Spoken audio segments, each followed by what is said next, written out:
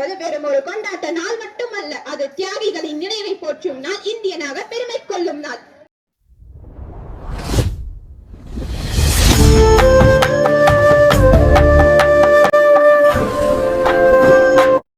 ஆண்டு ஆகஸ்ட் 15ஆம் நாள் சுதந்திரம் அடைந்தது. நமது சுதந்திரமானது எளிதாக கிடைக்கவில்லை. உதயத்தாலும் உயிர் தியாகத்தாலும் கிடைத்தது.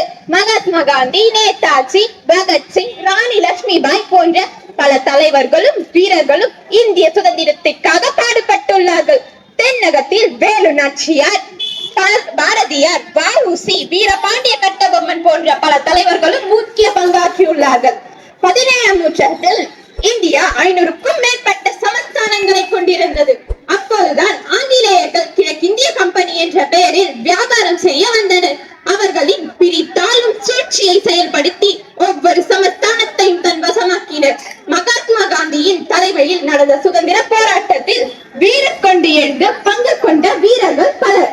இந்திய விடுதலைக்காக அகிம்சை வழியில் காந்தியும் பாரதியும், உங்கள் ரத்தத்தை கொடுங்கள், நான் உங்களுக்கு சுதந்திரத்தை அளிக்கிறேன் என்று நேதாஜியும், சுதந்திரம் எனது பிறப்புரிமை, அதை அடைந்தே தீர்வேன் என்று பால கங்காதர திலகரும், புரட்சி வாழ்க என பகத்சிங்கும் முழங்கினர்.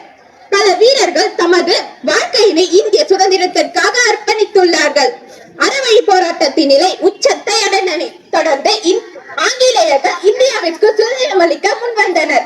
அதன்படி இந்திய திருநாடு 1947ஆம் ஆண்டு ஆகஸ்ட் 15ஆம் தேதி சுதந்திரம் அடைந்தது. சுதந்திர தினம் என்பது வெறும் ஒரு கொண்டாட்ட நாள் மட்டுமல்ல, அது தியாகிகளின் நினைவை போற்றும் நாள், இந்தியனாக பெருமை கொள்ளும் நாள் என்று கூறி, தேன் என்றால் இனிக்கும், பூவென்றால் மணக்கும், சூரியன் உதிக்கும் திசையெல்லாம் தமிழ் மணக்கும், தமிழ் மட்டுமே சிலிக்கும் என் உயிருள்ள வரைக்கும், தமிழ் மட்டுமே சிலிக்கும் என் உயிருள்ள வரைக்கும், என் மூச்சாய் இருக்கும். வாய்ப்பிற்கு வணக்கம். வருகிறேன். வணக்கம். அற்புதமாக உரையாற்றிய மாணவிக்கு வாழ்த்துக்களையும் பாராட்டுகளையும் தெரிவித்துக் கொண்டு அடுத்த